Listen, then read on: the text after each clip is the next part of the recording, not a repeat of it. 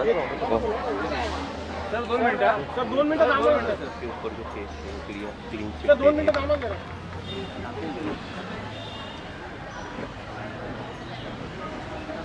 बोलिए.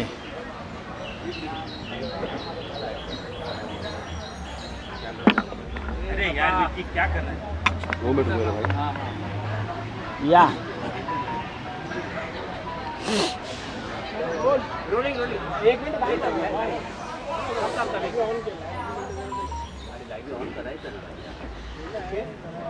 Okay role घे.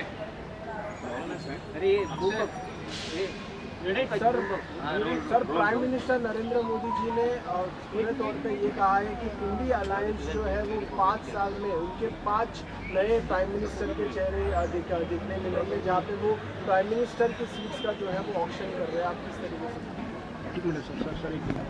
देखिए, नरेंद्र मोदी जी चुनाव हारने जा रहे हैं.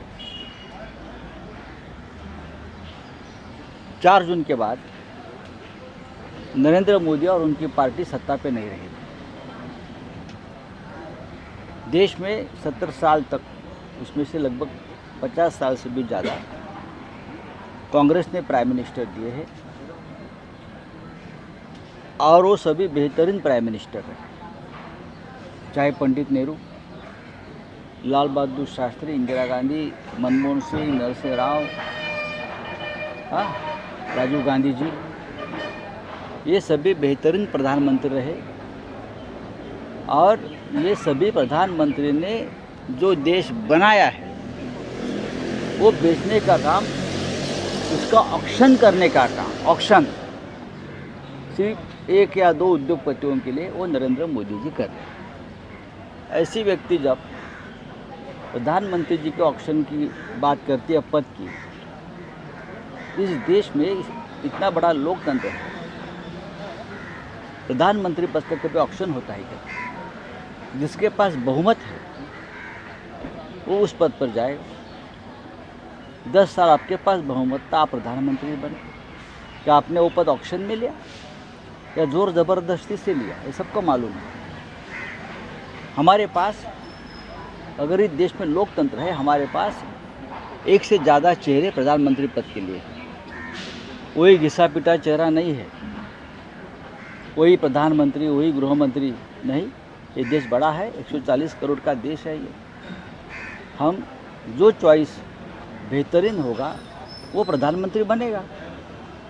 उसमें प्रधानमंत्री जी को डरने की बात क्या है?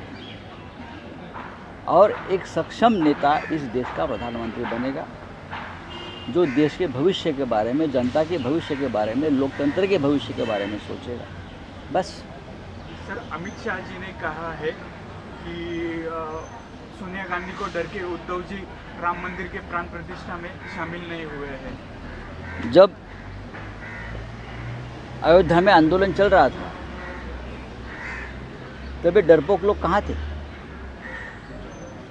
ये कहाँ थे जिसका जिक्र आपने किया? मोदी जी कहाँ थे? अमित शाह जी कहाँ थे?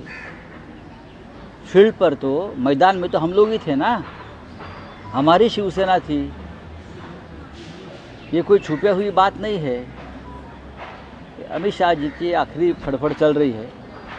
4 जून के बाद उनको 5 साल में जो कांड किए हैं देश में, उसका जवाब देना पड़ेगा. राम मंदिर का विषय जो है वो चुनावी मुद्दा इसलिए बनता है क्योंकि ये लोग चुनाव हारने जा रहा है और अब राम के सहारे ये चुनाव जीतना चाहते हैं, लेकिन राम उनके साथ नहीं है.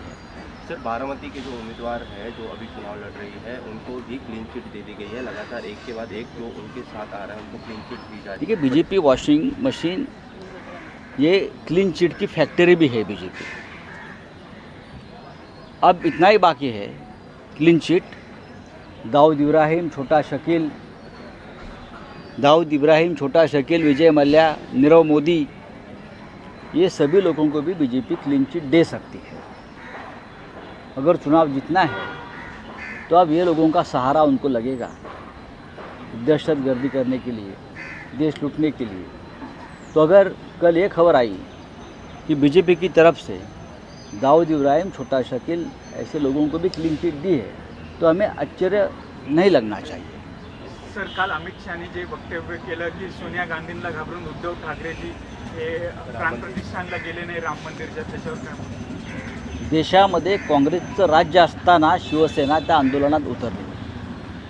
अमित शहा तेव्हा किंवा त्यांचे जे लोक होते ते ढुंगणाला पाय लावून कुठे पळाले सगळ्यांना माहिती आहे.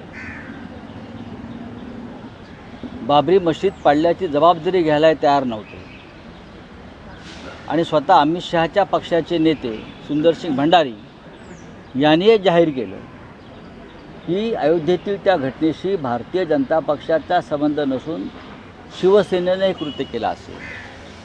तेव्हा हिंदुहृदय सम्राट बाळासाहेब ठाकरे यांनी निर्भयपणे सांगितलं, होय, जर ते कृत्य शिवसैनिकांनी केलं असेल तर मला अशा शिवसैनिकांचा अभिमान आहे. तेव्हा अमित शहा कुठे होते? राजकारणात तरी होते का? किंवा अयोध्येच्या त्या मैदानात होते का? गोधराकांड करण्याइतकं अयोध्याकांड सोपं नव्हतं, इतकं सांगतो मी तुम्हाला. सर, कल राहुल गांधी का बयान आया था कि देश की 40% इकोनॉमी 1% लोगों के पास है, उसे किस तरह से कहते हैं? ये सही है. देश की 40% इकोनॉमी मोदी जी के 2 या 5 लोगों के हाथ में है, ये सत्य है. और ये लोग गरीबी हटाना चाहते हैं. मुफ्त अनाज देने से गरीबी नहीं है, लोगों को रोज़गार देना चाहिए. कहाँ है रोज़गार, आप मुझे बताइए. कितना रोज़गार दिया ये लोगों ने? हाँ, और क्या है?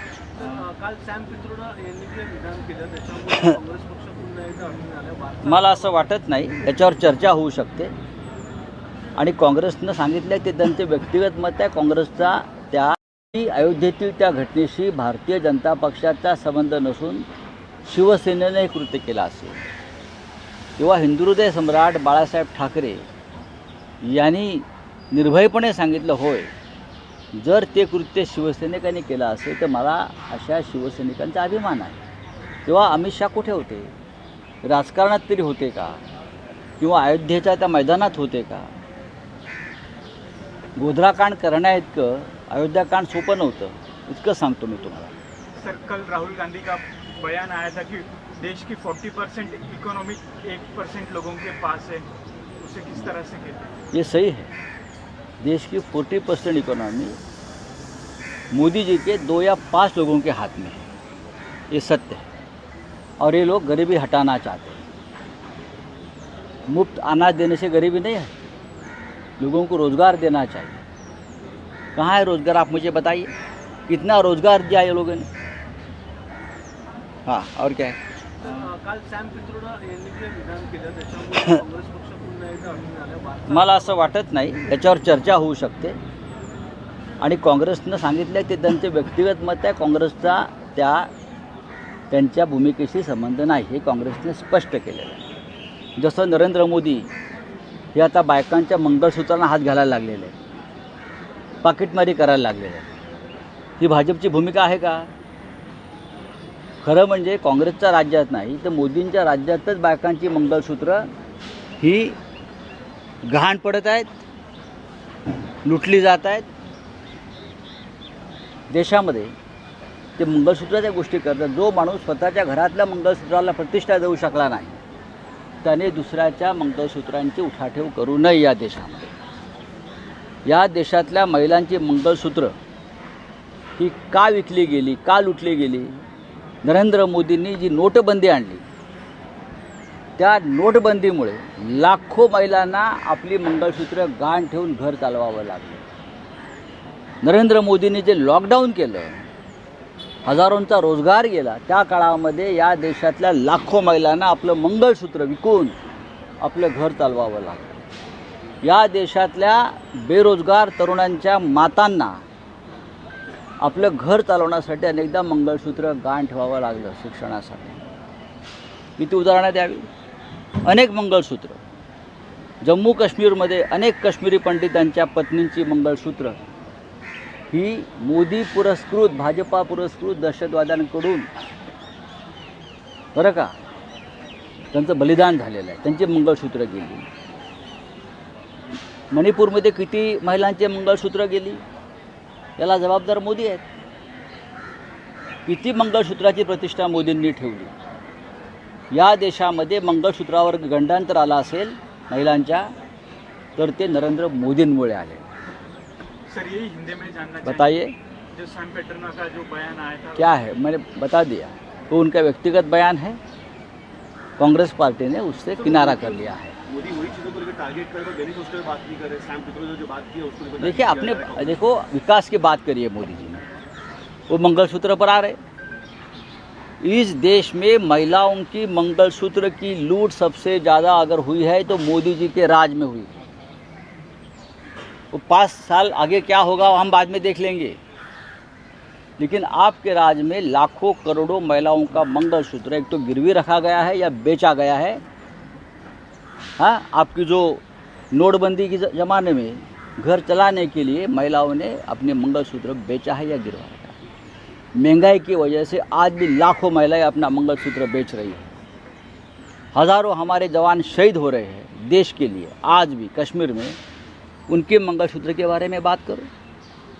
मणिपुर में क्या हो रहा है, उनके मंगलसूत्र के बारे में बात करो। जंतर मंतर पर महिलाओं के मंगलसूत्र पर हाथ डाला गया था, महिला रेसलर्स। मोदी जी को ये याद नहीं? जो व्यक्ति अपने घर में मंगलसूत्र को प्रतिष्ठा नहीं दे रहा है, वो दूसरों के मंगलसूत्र के बारे में ठेकेदारी मत करिए। सर, कोड ऑफ कंडक्ट लागू होने से पहले ही महाराष्ट्र कैबिनेट ने जो है वो 1898 करोड़ रुपीस का जो है वो शुगर फैक्ट्रीज कंपनीज को जो है वो लोन एलोकेट किया, जिसमें सबसे ज़्यादा शुगर फैक्ट्री भ्रष्टाचार है ये, सबसे बड़ा घोटाला, सबसे बड़ा भ्रष्टाचार है ये। अब कहाँ है चुनाव आयोग, कहाँ है सरकार, कहाँ है EOW, कहाँ है ईडी? चलिए ठीक है। लागू होण्याच्या आधी हाँ? महाराष्ट्र कॅबिनेटने काही हजार कोटींचं कर्ज ही लाच आहे, ही लाच आहे। साखर कारखान्यांना अशा पद्धतीनं निवडणुकीच्या आधी हजारो कोटीचा मलिदा देणं ही निवडणुकीसाठी दिलेली लाच आहे, हा भ्रष्टाचार आहे। मतं विकत घेण्यासाठी त्या त्या भागात दिलेला हा सरकारी निधी आहे। कुठे आहे निवडणूक आयोग? आहे का? पाहावं त्यांनी आता याकडे। सांगलीमध्ये सर अजूनही विनोद पाटलांनी आपला उमेदवारी अर्ज संभाजीनगर भरला नाही. तर म्हणजे सांगलीमध्ये विशाल पाटील। विशाल पाटलांनी अजून मागणी मला असं वाटतं तिथे भारतीय जनता पक्षानं 2 उमेदवार ठेवले आहेत। आमच्या पहिलवानाशी लढत द्यायला एक उमेदवार कमी पडतो आहे, चंद्रहार पाटीलना। त्याच्यामुळे भारतीय जनता पक्षानं दुसरा उमेदवार लिफाफा घेऊन पाठवलेला आहे। त्याच्यावरती आम्ही योग्य वेळी बोलू, याच्यामागे कोण आहे, कोणाची प्रेरणा आहे, कोणाची ताकद आहे, हे भारतीय जनता पक्षाचं कारस्थान आहे। भारतीय जनता पक्षाला सांगलीची निवडणूक सोपी जात नाही आहे। डबल महाराष्ट्र केसरी चंद्रहार पाटील हे झपाट्यानं पुढे जात आहे, लोकांचा त्यांना पाठिंबा मिळतो आहे। त्याच्यामुळे घराघरात लिफाफे वाटण्यासाठी भरलेले त्यांनी भाजपने दुसरा एक उमेदवार अप्रत्यक्षपणे मैदानात आणला आहे का, या संदर्भात लोकांच्या मनामध्ये शंका आहे।